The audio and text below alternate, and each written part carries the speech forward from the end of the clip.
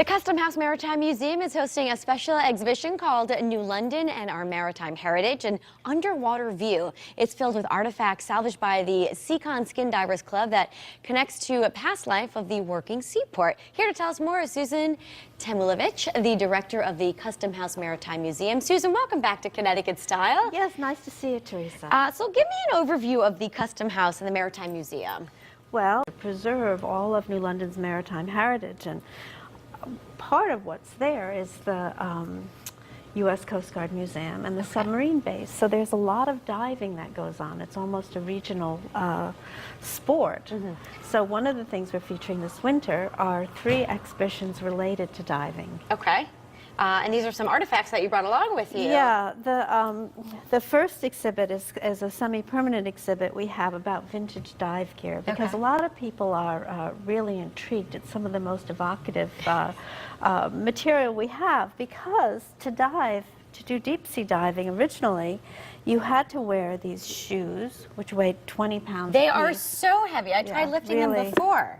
And you were explaining that you'd have to be on some sort of platform because there would be no way to get back up. Yeah, you'd have a helmet that weighed 50 or 60 pounds, a dive belt with lead weights, another 100 pounds, and then these 2 20-pound weights. So you'd weigh a lot, but that would be to counter the buoyancy of your body. Sure. Go down on a platform. And that's the traditional old-fashioned diver you see the pictures of with the bubble helmet. Yeah, sure. Like in movies you see it, right? Yeah. So we have some pictures. Let's put the rest of some of the pictures up and we could talk about what some other artifacts are there. Yeah. So these are from 2 private collectors in the area. And actually a lot of people were intrigued to learn about diving in the 1950s when they started having television shows like Sequest, and so these collectors, Jay Kane and Ed Euditis, were young at that time, and they watched those programs and became really intrigued with traditional diving.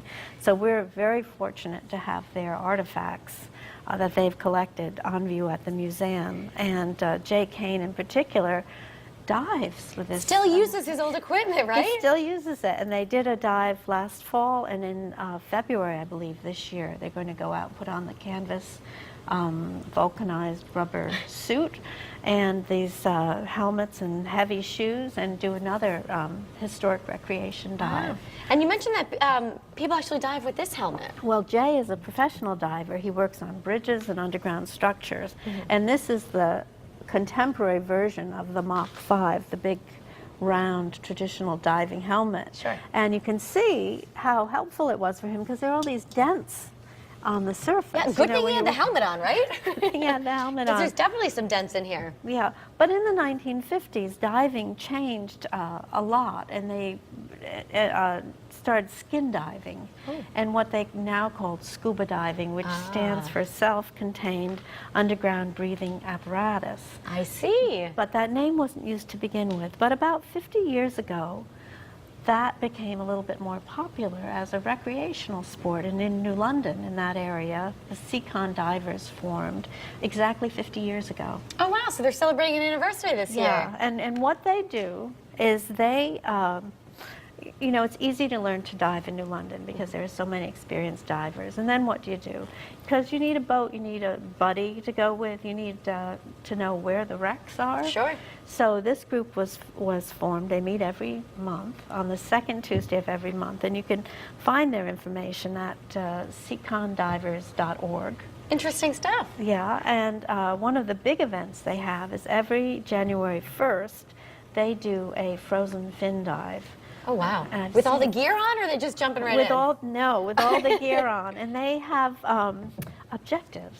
They have gold painted scallop shells, and the person who finds the most of these on the bottom wins. And they also have a big bowling ball they throw in, and whoever finds that, I guess, is the main winner of the activity. But it's to promote safety, it's to have fun. All right. And during the rest of the year, they do environmental cleanup, exploratory dives, and promote diving safety. Sounds fantastic. I know they're a big part of the exhibit. We have a couple other pictures that we can put up there. Now, this is our third exhibit. Mark Monroe is a member of the SECONN diving group, and he's gone maybe a step further. He learned about side scan sonar, which is a way of looking at the bottom of the Long Island Sound, Fisher's Island Sound, and he used that technology to try to find treasure, a sunken ship, something everybody would like to find, and he found one.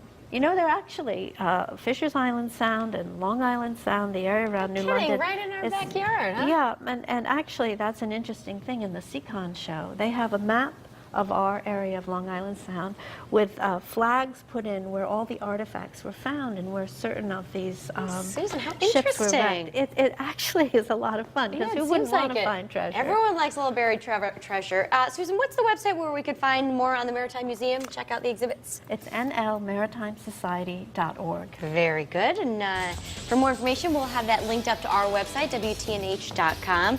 Again, it's Maritime Heritage, an underwater view. When will we see it until? Until the end of February. It's up all winter. We'll get out there. Thanks so much for being here, Thank Susan. you, Teresa. All right, coming up next, I recently got a cooking lesson from Sherry Swanson. We'll share that with you after the break. But first, let's check in with Erica Walker, host of Sports Edge on the Scene. Thanks, Teresa. Well, believe it or not, we are in the final weeks of our search for the best student section in the state this football season. Every week, the school spirit is getting better and better, and tonight we're so excited to check out the Black Hole at Trumbull High School. Trumbull will be facing Bridgeport Central in their home finale at 7 o'clock, and the Eagles have already guaranteed us that the Black Hole is going to blow us away. We can't wait to see that spirit for ourselves. So if you're at the game, be sure to come on by and say hello. And don't forget, after the game, check out the story on News 8 at 11:15 and go to sportsedge.com for the full spotlight. We can't wait to see you there.